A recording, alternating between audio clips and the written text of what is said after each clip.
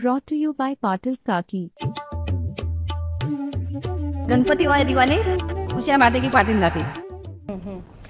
मुंबईमध्ये खरं तर शिवसेना उद्धव बाळासाहेब ठाकरे पक्षाचा परफॉर्मन्स जसा राहिलेला आहे त्याच्या एक्झॅक्ट ऑपोजिट हा त्यांचा कोकण या विभागात लागला.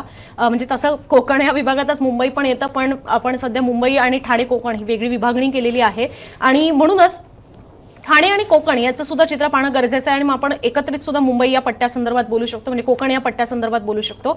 मुंबईमध्ये 3 जागा 4 लढवल्या, पण 3 जागा या शिवसेना उद्धव बाळासाहेब ठाकरे या पक्षाने जिंकल्या आणि चौथी जागा सुद्धा त्यांच्या अवघ्या 48 मतांनी गेली. पण कोकणाचा विचार करायचा झाला तर इथे मात्र शिवसेना युबीटीला एकही जागा निवडून आणता आली नाही. लोकसभा निवडणुकांमध्ये ठाणे त्यांना निवडून आणता आली नाही, कल्याण डोंबिवलीवाला लोकसभेचा पट्टा सुद्धा त्यांना निवडून आणता आला नाही, पालघर निवडून आणता आली नाही आणि प्लस तिकडे कोकणामध्ये रत्नागिरी सिंधुदुर्ग असेल आणि प्लस रायगड असेल याही जागा त्यांना निवडून आणता आल्या नाहीत. 2019चं आपण हे जर चित्र पाहिलं अविभाजित शिवसेनेचं तर त्यांची ताकद मात्र तिकडे चांगली होती. ठाणे कोकण या रिजनमध्ये पाहिलं तर भाजपचे 11 आमदार आले एकूण 39 पैकी, शिवसेनेचे 15 आले, राष्ट्रवादी काँग्रेसचे 5 आले आणि काँग्रेसचे सुद्धा 2 आले आणि इतर आमदार जे आहेत ते 6 आले. पण मला या अनुषंगाने विचारायचं आहे की लोकसभा निवडणुकांमध्ये एवढी पिछेहाट झालेली असताना सुद्धा कोकणामध्ये युबीटीचा परफॉर्मन्स हा लो राहिलेला असताना सुद्धा असं त्यांनी काय केलेलं आहे की म्हणून त्यांना अशी अपेक्षा आहे की या विधानसभा निवडणुकांमध्ये तरी ते किमान कोकणातलं मैदान मारतील. काल भास्कर जाधव आले होते, त्यांचं असं म्हणणं आहे की विधानसभा रिजन वाईज म्हणजे विधानसभा मतदारसंघ वाईज जर पाहिलं तर लीड सगळी युबीटीकडेच आहे, पण शेवटी जागा गेलेल्या आहेत. अल्टिमेटली लोक बघतात की जागा या गेलेल्या आहेत. आता सुद्धा अशी परिस्थिती आहे की तिकडे राणे कुटुंबीय दोन्ही बाजूकडनं लढत आहेत, म्हणजे एक राणे भाजपकडनं लढतील, एक राणे कदाचित शिवसेनेकडनं लढतील असं म्हटलं जात आहे. आणि सोबतच काही आमदार हे युबीटी सोबत आहेत, काही आमदार हे एकनाथ शिंदेसोबत आहेत. पण एकनाथ शिंदेच्या आमदार किंवा एकनाथ शिंदे आणि भाजपमध्ये तिकडे जर स्थानिक पातळीवर बिनसलं तर त्याचा फायदा हा युबीटीला होऊ शकतो का? लोकसभा निवडणुकांमध्ये त्यांनी तो फायदा एनकॅश करण्याचा प्रयत्न केला नाही. भास्कर जाधव यांचं म्हणणं आहे की बिळातल्या सापाला बाहेरच काढलं नाही, पण तसे प्रयत्न किमान विधानसभेसाठी तरी सुरू आहेत असं दिसतंय का? ठाणे पट्ट्याबद्दल तर मुश्किलच आहे, पण किमान हा कोकणातल्या पट्ट्याबद्दल काय सांगाल? नाही, कोकणामध्ये एकतर सिंधुदुर्गमध्ये मतदारसंघच आहेत 3, एक आहेत केसरकर एका ठिकाणून आमदार, एका ठिकाणून वैभव नाईक आणि एका ठिकाणून नितेश राणे. त्याच्यामुळे वैभव नाईक यांच्या जागेवरती कदाचित निलेश राणे निवडणूक लढवू शकतात असं म्हटलं जात आहे. तिथून म्हणजे वैभव नाईक विरुद्ध निलेश राणे अशी ती लढाई होईल असं बोललं जातं, पण त्याच्याबद्दल काही अजून खात्री नाही आहे, कारण तसं कोणी अधिकृतपणे सांगितलेलं नाही आहे. पण या तिन्ही मतदारसंघामध्ये राणेंना एज आहे आणि ती लढाई जी होती ती राणेंनी एका हाती तिकडून जिंकल्यामुळेच त्यांना ती जागा जिंकणं सुद्धा सोपं झालं. जर तिकडे त्यांना लीड मिळालं नसतं तर कदाचित राणेंना ती जागा जिंकता आली नसती. रत्नागिरीमधल्या 5ही मतदारसंघामध्ये महाविकास आघाडीलाच लीड आहे तिथे आणि त्यातल्या उदय सामंतच रत्नागिरीमध्ये आहेत आणि उदय सामंतांच्या विरोधात सुद्धा खूप मोठा राग राणे कुटुंबाला आहे, कारण की किरण सामंतांनी मदत केली नाही वगैरे अशी त्यांची भावना आहे. त्यामुळं अंतर्गत लढाई पहिल्यांदा त्यांना मिटवावी लागेल, पहिली गोष्ट. दुसरी गोष्ट अशी आहे की शेखर निकमे राष्ट्रवादीचे आमदार आहेत, ते अजित पवारांसोबत आहेत. तिथे शरद पवार निश्चितपणे लक्ष घालून काहीतरी वेगळी गणितं मांडण्याचा प्रयत्न करत आहेत. ते जाऊन आलेले आहेत तिथे चिपळूणमध्ये, त्यामुळे ती एक महत्त्वाची जागा आहे. गुहागरमध्ये स्वतः भास्कर जाधव आहेत, त्यामुळे तिथे काही फार मोठी हालचाल होईल अशी शक्यता नाही. पण भास्कर जाधवांना घेरण्यासाठी राणे कुटुंब पण एकत्र आलेलं आहे, रामदास कदम आलेले आहेत सोबत, तिकडे भाजपचे नेते एकत्रित आलेले आहेत. त्यामुळं भास्कर जाधवांना सगळीकडून घेरण्याचा प्लॅन चालू आहे.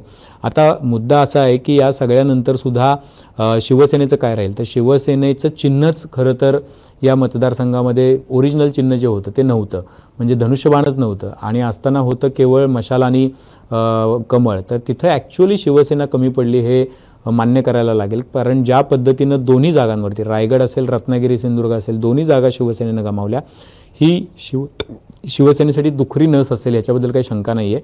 कारण की शिवसेनेला कोकणी माणसं मुंबईमध्ये आधार दिला आणि कोकणामध्ये वाढायला जागा दिली, त्यामुळं कोकण हे मुंबईचं शिवसेनेचं दुसरं घर आहे मुंबईनंतरचं, असं म्हटलं तर वावगं ठरत नाही. त्यामुळे या दोन्ही मतदारसंघामध्ये खरं तर मोठी ताकद लावणं अपेक्षित होतं, पण रिसोर्सेसच्या दृष्टिकोनातून राणे खूप पुढे आहेत. रिसोर्सेस सगळ्या अर्थाचे असतात, स्थानिक नेतृत्व तितकं कणखर तितकं तगडं लागतं, यंत्रणांचा वापर लागतो, मनी पॉवर मसल पॉवर या सगळ्याचा वापर होतो इलेक्शनमध्ये. दुर्दैवानं ते काय जाहीरपणे काही गोष्टी बोलता येत नाहीत, पण त्याचा खूप मोठा प्रभाव निवडणुकांवरती असतो आणि तिथं शिवसेना कमी पडली हे स्वाभाविक आहे.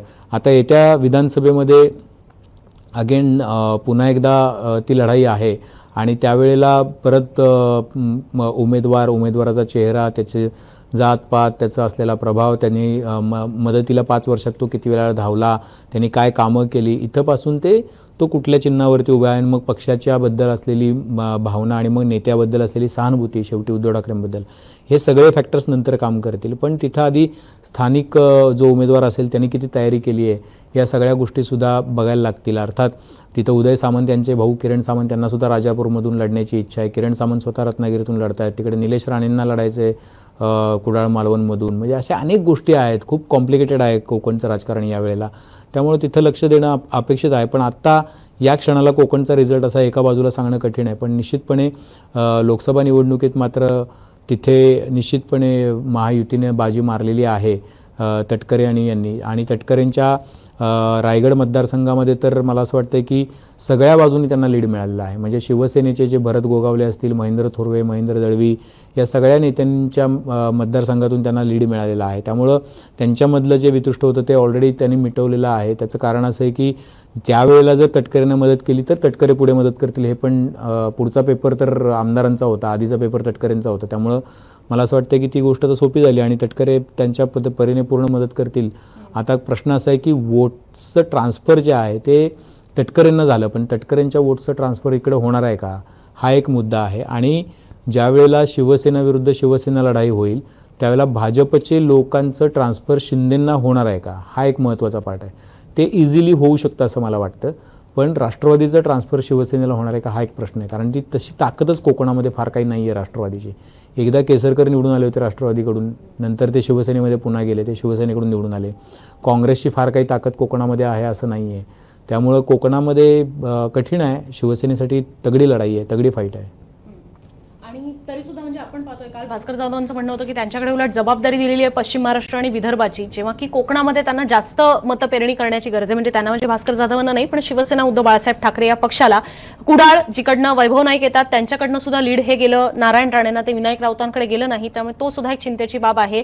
दुसरीकडे रामदास कदम यांचं तरी म्हणणं आहे की लोकसभेला तुम्ही आमची ही अख्खी लोकसभेची जागाच घेऊन टाकली, रत्नागिरी सिंधुदुर्ग, विधानसभेला तरी आमचा यातल्या जास्त जागांवर दावा असणार आहे. नितेश राणेंचं उलट असं म्हणणं आहे की जिकडे जिकडे युबीटीचे आमदार आहेत, मग ते कुडाळ असेल, राजापूर असेल आणि गुहागर असेल, या ठिकाणी भाजप लढेल. त्यामुळे अजून सुद्धा ती धुसफूस कायम आहे. मात्र त्या धुसफुशीचा फायदा हा जसं त्यावेळेला उदय सामंत यांचे बंधू किरण सामंत यांनी जे एक प्रकारे अस्वस्थता त्यांची व्यक्त केलेली होती किंवा त्यांची कितपत मदत मिळेल याच्याबद्दल साशंकता तयार झालेली होती. निलेश राणेंनी नंतर म्हटलेलंच होतं की तिकडनं आम्हाला लीड मिळालं नाही, म्हणावं तशी मदत मिळाली नाही. ह्या सगळ्या अस्वस्थता होत्या, पण त्याचा फायदा जेवढा करून घेणं अपेक्षित होतं तेवढा शिवसेना उद्धव बाळासाहेब ठाकरे या पक्षाकडनं तिकडे झालेला पाहायला मिळाला नाही. त्यांच्याकडनं अजूनही आरोप हेच होतात की नारायण राणेंनी पैसे वाटले.